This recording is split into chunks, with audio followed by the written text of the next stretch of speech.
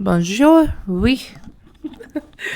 Good morning, good afternoon, and good evening, everyone. I'm here, you're there. My name's Maggie, and welcome back to my channel.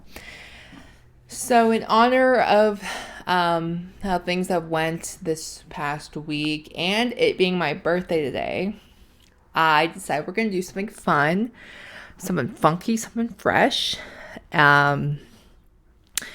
Given little to no context, I might give a little bit of background stories on some of them, because some of these sentences I'm going to say have happened, over a decade ago, but others have happened more recently. So let's dig right into weird things men have said and or done around me. It's a heavy one, so I'm sorry.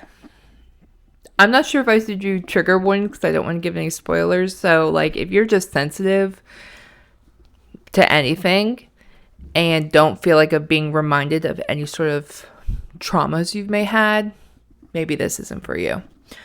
Okay. So, I was in the car driving back from an orchestra concert. I just went with my guy friend. It was a free orchestra concert in Houston, Texas. And I knew he liked music and I liked live music. So I was like, we should freaking go. And he's like, oh, hell yeah, let's go. And he's never been weird to me. And he's had crushes on other girls. So I never thought he was interested in me or anything. So I just want to name our relationship there and then. Just to give you a little background. So I'm driving back from this concert. Like I said, we are on the back roads, because it was just easier to take then, because I was freshly 16. So I technically wasn't allowed to be on the major highways at night. But anyways, and I don't know why he said this to me. I think we were talking about relationships in general, but he said, if rape didn't happen, 50% of men would be virgins. Let me repeat that. If rape didn't happen, 50% of men would be virgins.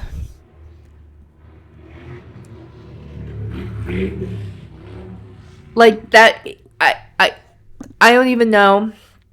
Why would he say that? To this day, I'm still in shock someone would say that. Oh, okay, I'm not sure how that's my problem. And I was a virgin then too, so that made me really scared because I knew he wasn't. So I was like, what are you trying to do? I don't want to do anything, And I think I was silent on the way home after that conversation because I was speechless and I just wanted to get out of there safe. You know what I'm saying? That was just weird. Another quote, you shouldn't try so hard. I was in the bar with my best friend and this guy she was seeing at the time and one of my guy friends. So it's just the four of us. And once again, I forgot exactly what we were talking about that led up to this comment, but he turned to me and said, you shouldn't try so hard. And I was like, I feel like I really don't try at all at anything. And I remember asking him to elaborate on that. And he's like you wear makeup and you dress girly and you're enough. You don't need to do all of that. I actually dress very feminine for the girls. I'm going to be completely honest with you guys. When men hit on me more, I'm just I'm never wearing this outfit again.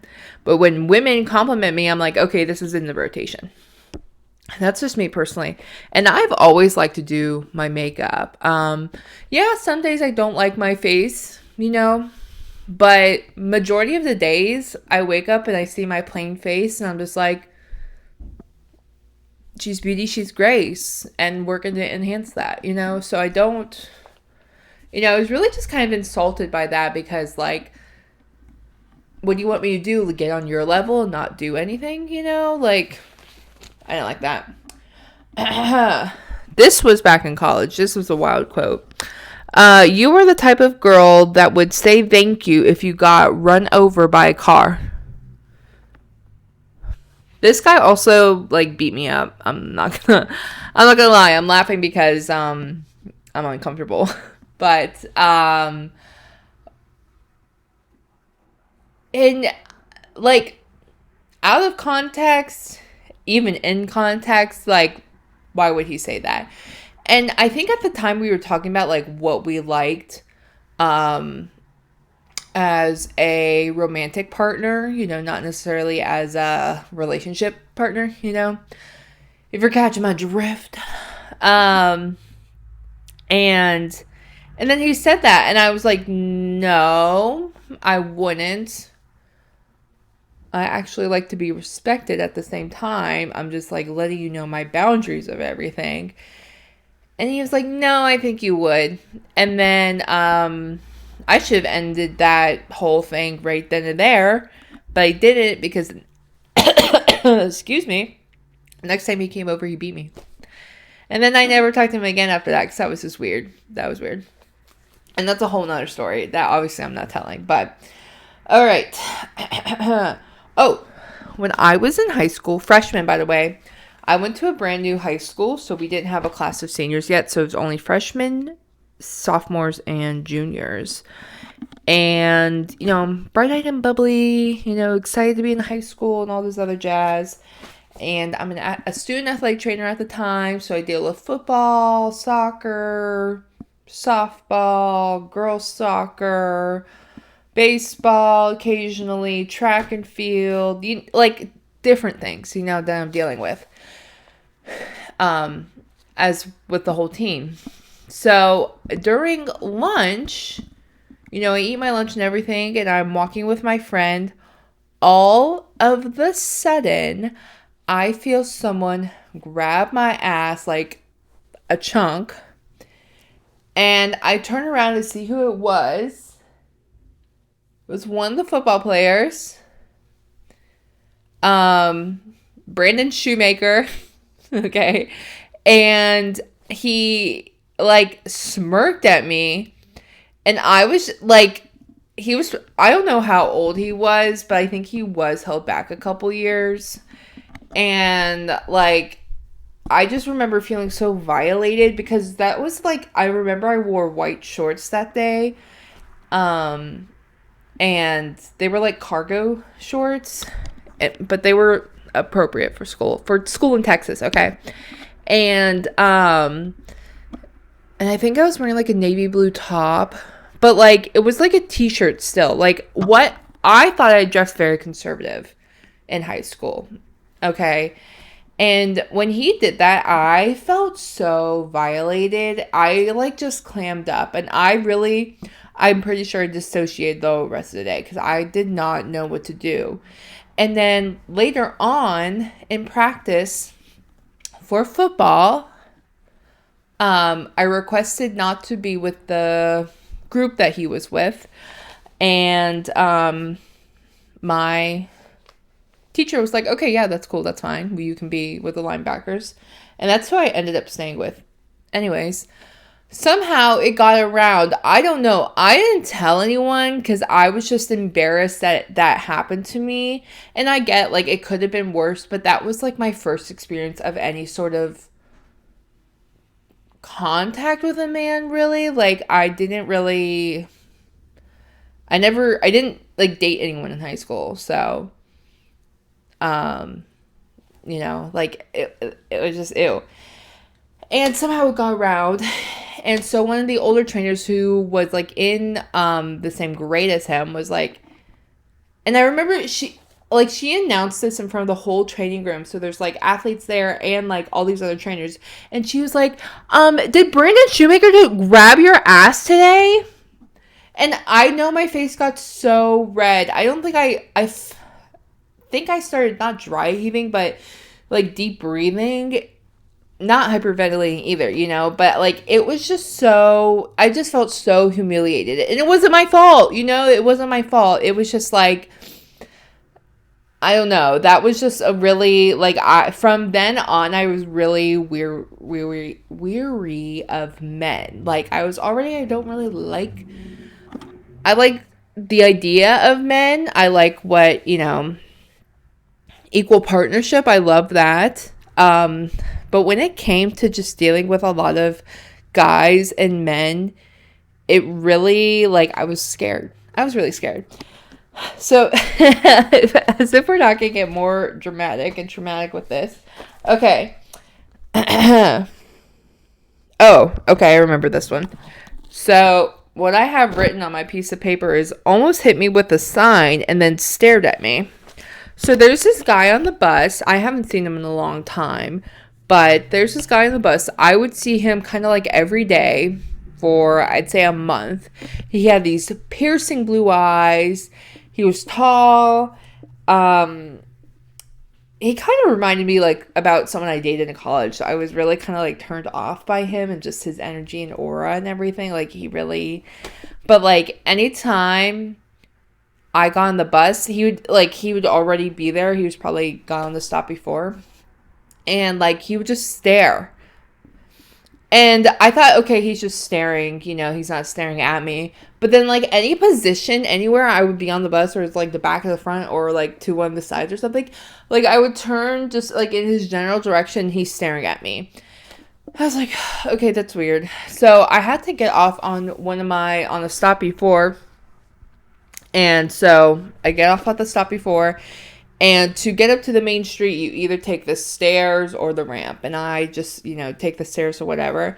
And they just redid this bus stop, but it's not really the best. Like, the architecture, whatever they spent on, it was horrible. Like, there's no shade control at all. Like, the sun just beats down on you. And it's like, okay, there's, like, no, I don't know. It was really, like, bare minimum effort was given into this project.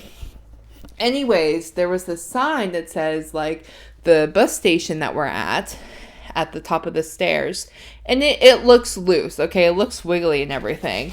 And he wiggles it and pushes it towards me. I don't know if he just didn't see me. I mean, because he's in front of me. But if I didn't move, if I was, like, 5 seconds slower, he would have, like, bonked me in the head with it. And it doesn't matter if he didn't see me, you know? Like, you don't push over a sign onto the sidewalk where people are walking. You can push it over to the side where, like, there's a patch of grass where no one's walking, you know? Like, it was just so...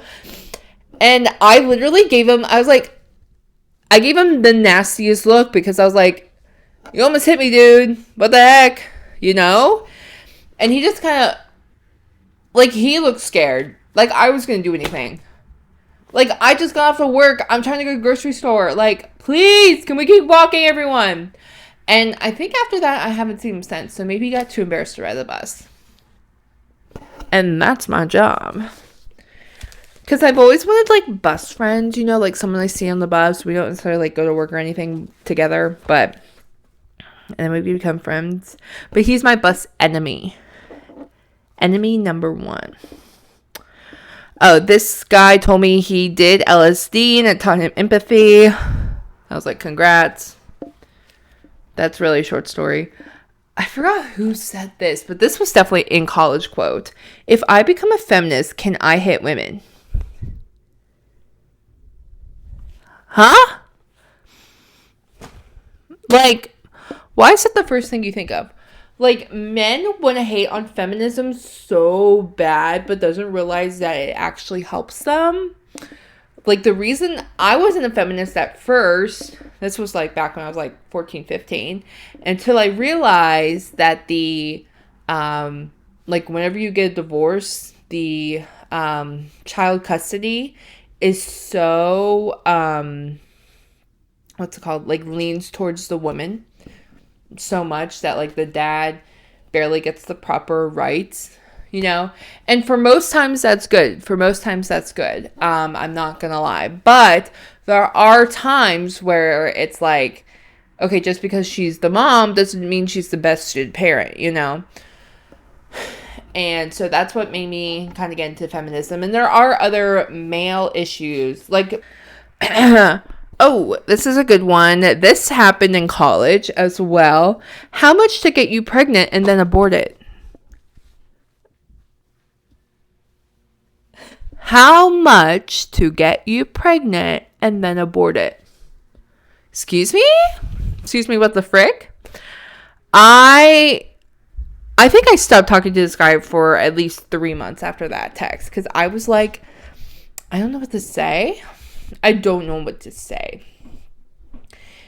And I used to be like, don't kink shame, guys, don't kink shame. But now I'm like, no, we're kink shaming, actually. There's a couple of kinks that I'm like, okay, you need a hug from mommy or dad. Like, you need a hug from an adult. I'm sorry you didn't get that much as a child, but you need one now. You need one now, and you need to talk to someone. Because what the H, you know what I'm saying? Like, what does he mean by that?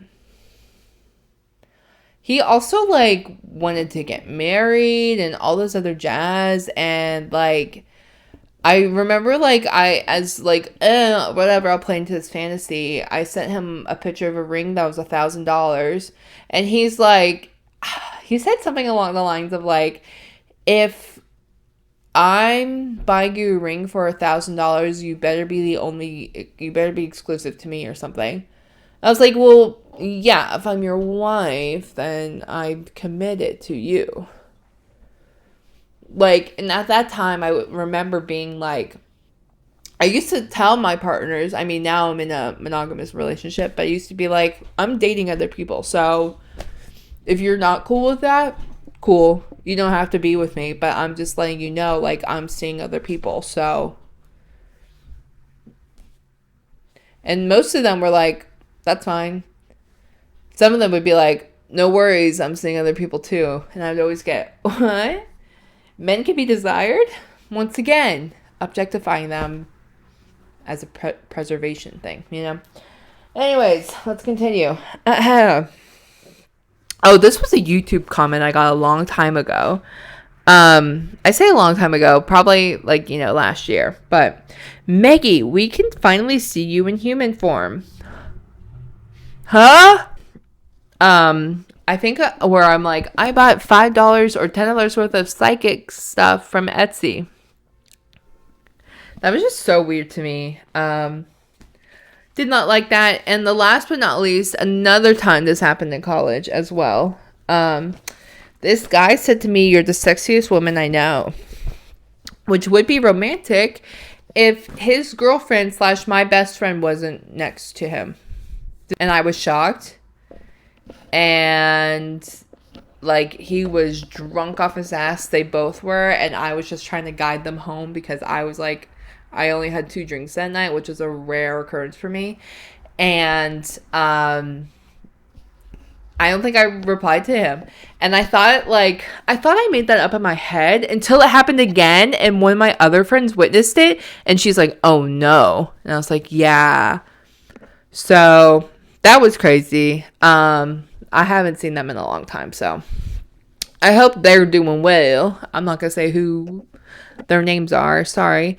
I'm only gonna say the name for the, because I think statute of limitations is up. So like, it doesn't really matter, if I say their name or not, and it's not gonna like ruin anything. It's like whatever.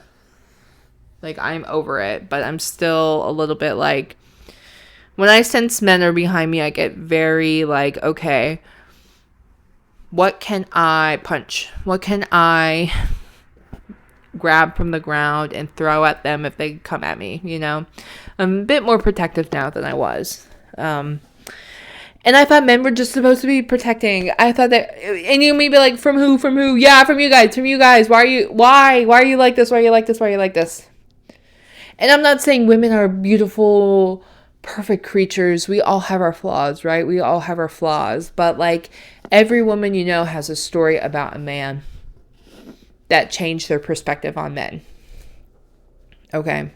Every woman I promise you. And you don't want to hear it. And I know a couple of my guy friends who have stories about women that have changed their perspective on women in a bad way. Okay? You guys are not, you're not always the perpetrators. But there's a lot less of you, okay, who don't call out the behaviors. And I really don't need to go on about this because I just want to say all these weird things men have said around me or done to me. Like, it's just like, okay, isn't this life, you know? So anyways, happy birthday to me. I hope you guys are doing well. And I'll see you Sunday.